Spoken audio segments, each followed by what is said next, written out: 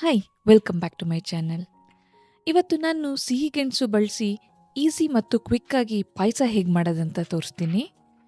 ಈ ಪಾಯಸ ಎಷ್ಟು ಚೆನ್ನಾಗಿ ಬರುತ್ತೆ ಅಂತ ಅಂದರೆ ಇದನ್ನು ತಿಂದವರು ಸಿಹಿ ಗೆಣಸಿನಿಂದ ಮಾಡಿರೋದು ಅಂತ ಅಂದರೆ ನಂಬೋದೇ ಇಲ್ಲ. ರೆಸಿಪಿ ಸ್ಟಾರ್ಟ್ ಮಾಡೋಣ. ಇಲ್ಲಿ ನಾನು ಒಂದು ದೊಡ್ಡ ಸಿಹಿ ಗೆಣಸು ತೊಗೊಂಡಿದ್ದೀನಿ. ಇದನ್ನು ಚೆನ್ನಾಗಿ ವಾಶ್ ಮಾಡ್ಕೊಂಡು ಸಿಪ್ಪೆ ಎಲ್ಲ ನಾನು ತೆಕ್ಕೊತೀನಿ.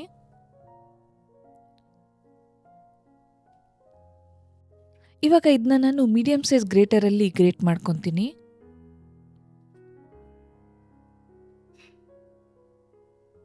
ನೆಕ್ಸ್ಟು ಡ್ರೈ ಫ್ರೂಟ್ಸ್ ಹಾಕೊಳ್ಳೋಣ. ನಾನಿಲ್ಲಿ ಮಿಕ್ಸ್ಡ್ ಡ್ರೈ ಫ್ರೂಟ್ಸ್ ತೊಗೊಂಡಿದ್ದೀನಿ.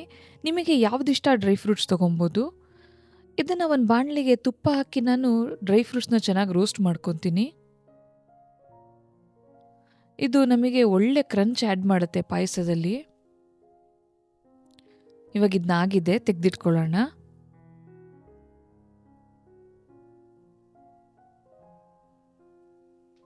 ನೆಕ್ಸ್ಟು ಅದೇ ಬಾಣಲಿಗೆ ಇನ್ನೊಂದು ಚಮಚ ತುಪ್ಪ ಸೇರಿಸಿ ನಾವು ತುರಿದಿಟ್ಕೊಂಡಿರೋ ಸಿಹಿಗೆಣಸು ಹಾಕೊಳ್ಳೋಣ.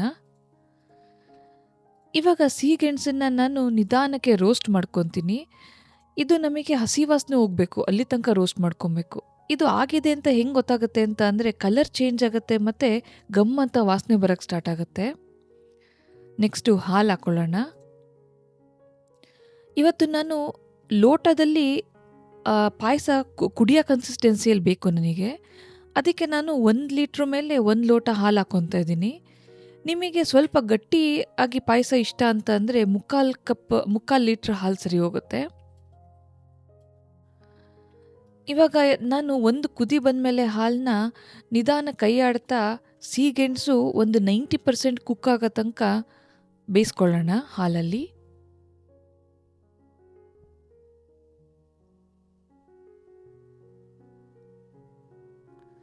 ಇವಾಗ ಚೆಕ್ ಮಾಡಿ ನೋಡೋಣ ಸಿಹಿಗೆಣಸು ಆಗಿದೆಯಾ ಅಂತ.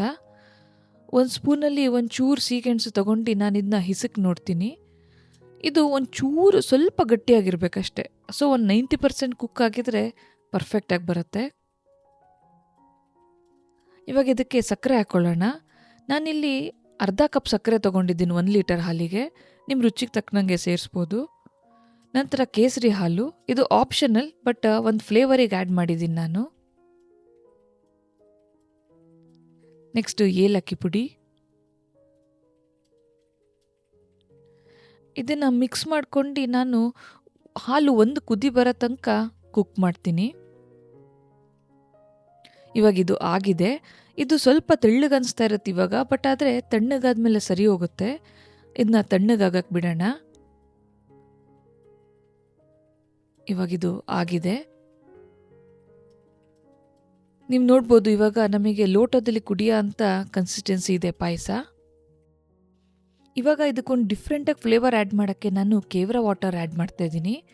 ಇದು ಒಂದು ಮೈಲ್ಡಾಗಿ ರಿಫ್ರೆಶಿಂಗ್ ಫ್ಲೇವರ್ ಕೊಡುತ್ತೆ ಪಾಯಸದಲ್ಲಿ. ಒಂದು 2 ಡ್ರಾಪ್ ಅಷ್ಟೇ ಸಾಕಾಗತ್ತೆ ಇದಕ್ಕೆ. ಜಾಸ್ತಿ ಹಾಕಿದ್ರೆ ತುಂಬ ಅದರದ್ದೇ ಫ್ಲೇವರ್ ಬಂದ್ಬಿಡುತ್ತೆ. ಸೊ ಒಂದು 2 ಡ್ರಾಪ್ ಪರ್ಫೆಕ್ಟ್ ಆಗಿರುತ್ತೆ.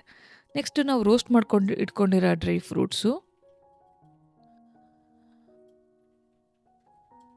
ಪಾಯಸ ರೆಡಿಯಾಗಿದೆ. ಇದನ್ನು ನೀವು ಫ್ಯಾಮಿಲಿ ಸ್ಟೈಲಲ್ಲಿ ಒಂದು ದೊಡ್ಡ ಬೌಲಲ್ಲಿ ಆದರೂ ಸರ್ವ್ ಮಾಡ್ಬೋದು, ಅಥವಾ ಲೋಟದಲ್ಲಿ ಇಂಡಿವಿಜುವಲ್ ಸರ್ವಿಂಗ್ ಆಗಿ ಆದರೂ ಸರ್ವ್ ಮಾಡ್ಬೋದು. ನಿಮ್ಮ ಮನೆಗೆ ಸಡನ್ನಾಗಿ ಯಾರಾದರೂ ಗೆಸ್ಟ್ ಬಂದರೆ ಅಥವಾ ಸಿಹಿ ತಿನ್ನಬೇಕು ಅಂತ ಅನಿಸಿದ್ರೆ ಒಂದ್ಸತಿ ಈ ಸಿಹಿಗೆಣಸಿನ ಪಾಯಸ ಟ್ರೈ ಮಾಡಿ ನೋಡಿ, ನಿಮಗೆ ತುಂಬ ಇಷ್ಟ ಆಗುತ್ತೆ. ಇನ್ನು ಈ ರೆಸಿಪಿ ಇಷ್ಟ ಆದರೆ ಲೈಕ್, ಕಮೆಂಟ್ ಮತ್ತು ಸಬ್ಸ್ಕ್ರೈಬ್ ಮಾಡೋದನ್ನು ಮರಿಬೇಡಿ. Thank you for watching.